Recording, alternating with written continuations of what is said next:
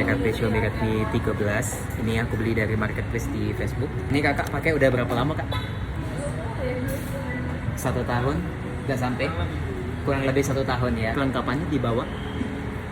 Aku cek sekalian kak ya. Jadi Xiaomi Redmi 13 varian 8GB internal 128GB. Ini datanya belum dihapus caknya kak. Kunci layarnya. Ini kakak semuanya berangkat dari mana tadi? Dari mana? Dari Gandus. Kakak minum dulu. Iya, Mbak. Aku cek dulu ya. Di sini tipenya Redmi 13. Terus di sini ada variannya 8GB internal 128. IMEI-nya di sini Samo. Di sini lengkap fullset ori. Ada unit. Terus ini ada box. Samo. Adaptor 33 watt. Original bawaannya. Nah ini kabelnya juga masih ori. Warna orange. Suara bagus, kondisinya masih mulus, kaca kameranya udah ketat, pemakaiannya udah hampir 1 tahun, tergolong masih mulus lah ya.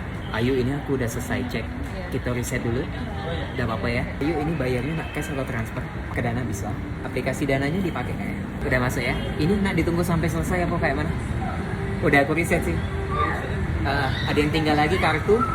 Iya kan? Oh, kartu belum diambil? Malam soalnya. Terima kasih banyak. Ayu, makasih banyak ya, jumpa lagi. Di bawah.